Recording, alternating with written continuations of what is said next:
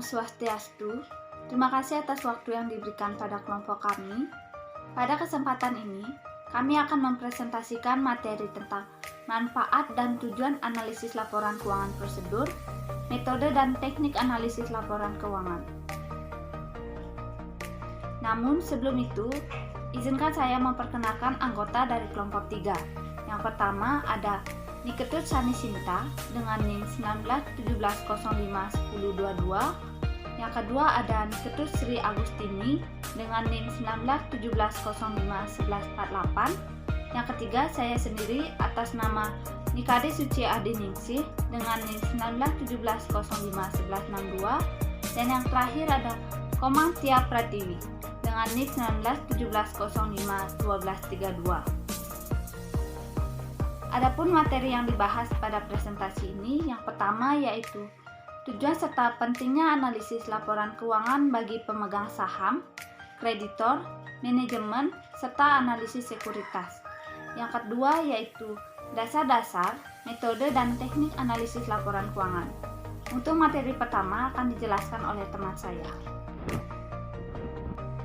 Baik, di sini saya akan melanjutkan presentasi dari teman saya. Yang pertama, tujuan serta pentingnya analisis laporan keuangan bagi pemegang saham, kreditor, manajemen, serta analisis sekuritas.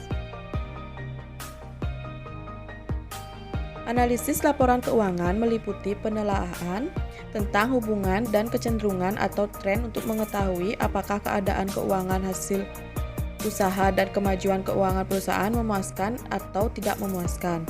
Analisis dilakukan dengan mengukur hubungan antara unsur-unsur laporan keuangan dan bagaimana perubahan unsur-unsur itu dari tahun ke tahun untuk mengetahui arah perkembangannya. Dalam prakteknya, bentuk-bentuk laporan keuangan yang disusun oleh perusahaan industri dan perusahaan perdagangan tidak menunjukkan adanya keseragaman. Klasifikasi dari unsur-unsur laporan keuangan dari perusahaan yang satu dibanding perusahaan yang lain menunjukkan adanya variasi. Variasi ini timbul karena adanya beberapa pengaruh. Yang pertama, tujuan manajemen menyusun laporan keuangan. Yang kedua, kegunaan lebih jauh daripada laporan keuangan. Yang ketiga, pendapat dari pihak-pihak yang menyusun laporan keuangan. Yang keempat, pengetahuan dan pengalaman dari akuntan. Dan yang terakhir, ketidakberhasilan dalam menerapkan konsep-konsep akuntansi yang telah lazim diterima umum. Sekian presentasi dari saya, akan dilanjutkan oleh teman saya. Adanya variasi tersebut menyebabkan seringkali penganalisis perlu terlebih dahulu mengubah atau menyusun kembali atau mereview laporan keuangan agar sesuai dengan kehendak dan tujuan penganalisis membuat penafsiran terhadap laporan keuangan tersebut.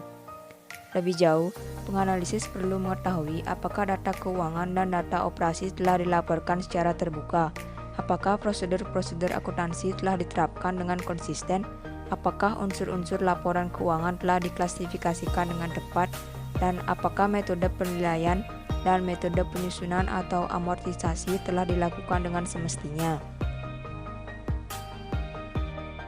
Untuk keperluan analisis-analisis tersebut, bagi manajemen yang merupakan pihak intern perusahaan, informasi yang lengkap dan terperinci akan tersedia. Bagi pemegang saham, dalam menilai keberhasilan manajemen dalam memimpin perusahaan, perhatian terutama ditujukan pada kemampuan perusahaan membayar dividen dan bunga yang dihasilkan dari investasi dan pada kemungkinan-kemungkinan yang dapat dicapai perusahaan pada waktu yang akan datang. Dari sudut pandang kreditur jangka pendek, seperti bank-bank dan pedagang-pedagang besar, yang penting adalah menilai kemampuan perusahaan dalam membayar utang-utang jangka pendeknya atau likuiditas perusahaan.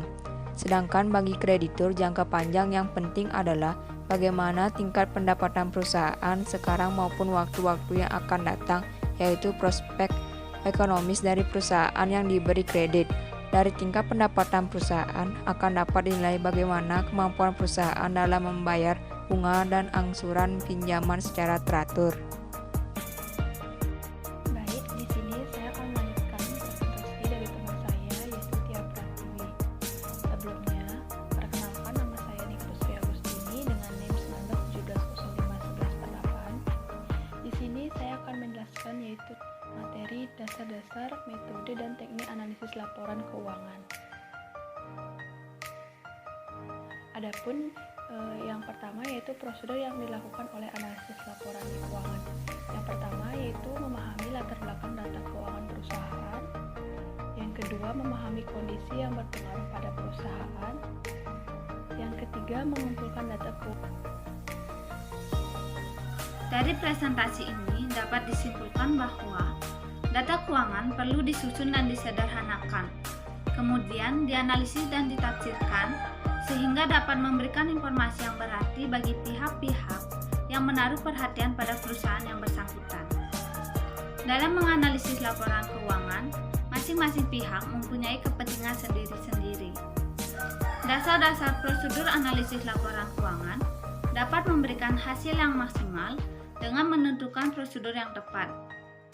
Dalam metode dan teknik analisis laporan keuangan, terdapat dua metode analisis yang digunakan dalam menganalisis laporan keuangan, yaitu analisis horizontal, di mana mengadakan perbandingan laporan keuangan untuk beberapa periode atau saat diketahui perkembangannya. Sedangkan analisis vertikal, di mana hanya menganalisis satu periode, yaitu dengan membandingkan antara akun yang satu dengan akun yang lainnya dalam laporan keuangan tersebut, sehingga hanya akan diketahui keadaan keuangan saat itu saja. Baik, sekian presentasi dari kelompok kami. Apabila ada kesalahan maupun kekurangan dalam presentasi ini, kami mohon maaf. Akhir kata saya tutup dengan para mesanti. Om Santi.